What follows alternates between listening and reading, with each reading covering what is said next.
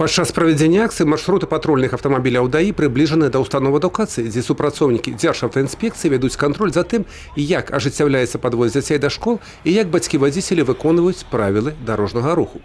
З самімі школьнікамі вядуцца профилактычныя размовы. Полинушка, расскажи, пожалуйста, нам всем, как можно перейти проезжую часть. Надо посмотреть сначала направо. Нет, куда мы сначала смотрим? Налево, а потом направо. Если машин нету, то тогда надо идти. А если едет, то нельзя идти. Расскажи, Рома, где ты ездишь в машине? На кресле сзади.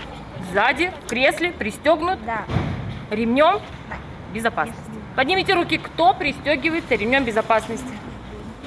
Молодцы, ребят. За мінулы год з удзелам дзяцей на тэрыторыі вобласці зарэгістравана 75 дарожна-транспартных здарэнняў, у выніку якіх 8 непаўналетніх загінулі і 83 атрымалі раненні рознай ступені цяжкасці. З гэтай колькасці 45 чалавек былі пасажырамі і 34 пешаходамі. Сумную статыстыку ўжо дапоўнілі і некалькі месяцаў гэтага года. С начала текущего года с участием несовершеннолетних на территории нашей области зарегистрировано уже 14 ДТП, в результате которых 2 ребенка погибли и 12 детей получили травмы различной степени тяжести. А што ж самі бацькі, як яны ставяцца да выканання правілаў дарожнага руху і як вучаць сваіх дзяцей выконваць элементарныя правілы аснов бяспечнай жыццядзейнасці?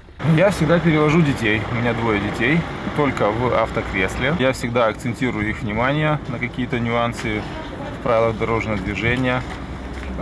Где-то, когда движемся, указываю на какие-то ошибки других пешеходов, в частности детей, взрослых. Ну, конечно, деток надо обязательно пристегивать, возить деток в кресле обязательно, соблюдать правила дорожного движения, не превышать скорость, ездить аккуратно, спокойно, быть внимательным. І калі здараюцца дарожна-транспартныя здарэнні з удзелам дзяцей, вінаваты у першую чаргу дарослыя. Не навучылі, не показали, не рассказали. Первоочередная роль в обучении детей дорожной грамоте принадлежит родителям.